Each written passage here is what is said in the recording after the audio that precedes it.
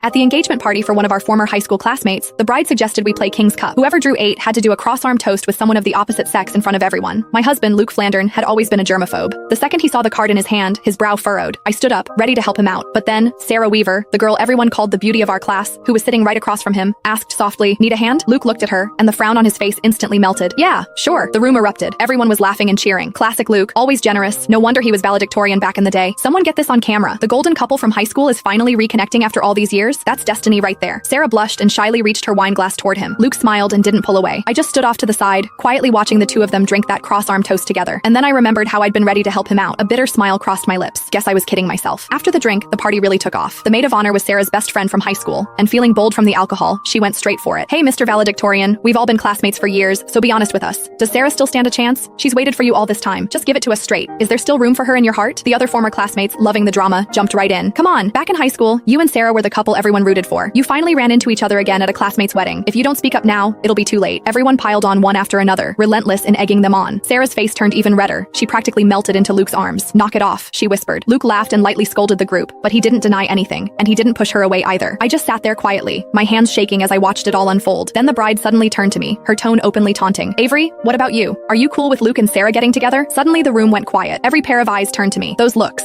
curious, mocking, hungry for a show, yanked me straight back 10 years, to the day Sarah confessed to Luke. I remembered it like it was yesterday. It was a sunny afternoon during gym class. In front of everyone, Sarah laid her heart out to Luke. At the time, Luke was already my boyfriend. Too embarrassed to turn her down directly, he shot me a helpless look. Acting on instinct, I stepped in front of him. "Sarah, Luke doesn't like you. Please stop putting him on the spot." Sarah froze. Her eyes went red, and tears immediately started streaming down her face. Luke's expression shifted too. Without a second thought, he shoved me aside and ran after her. The people around us immediately started whispering, "Avery's out of line, don't you think? What does who Luke likes have to do with her? She's such a busybody. For real, who does she think she is? Just because she sits next to Luke, she acts like she owns him. So gross." I stood there helplessly, trying to explain that I wasn't just his desk mate. I was Luke's girlfriend. But just then, Luke came back to grab some tissues. He heard what I said and stopped in his tracks. "She's joking." He said it to the classmates around us, defining our childhood sweetheart relationship of a year and 8 months with a single sentence. For that entire gym class, I endured the strange looks from everyone around me until I wished the floor would open up and swallow me. That night, I hid in my room and cried by myself when Luke knocked on my door. He apologized, saying he hadn't meant it that day. He just didn't want everyone gossiping about us, so he hadn't admitted we were together. He also said I shouldn't have been so harsh with Sarah. She had cried for a long time afterward, and he couldn't stand seeing her like that. In the end, he gave me a braided bracelet and made me a promise that once we graduated, he would officially tell everyone we were a couple. 10 years later, that braided bracelet was still wrapped around my wrist. I snapped back to the present. The bride was still defending her best friend. "Sarah, don't try to stop me. Back in high school, Avery was always causing problems. If she hadn't gotten in the way, you and Luke would have been together ages ago. You never would have had to wait this long. Avery ruined your happiness. Today, I'm getting to the bottom of this. Avery, answer me. Do you support Luke and Sarah being together or not?" The bride glared at me aggressively as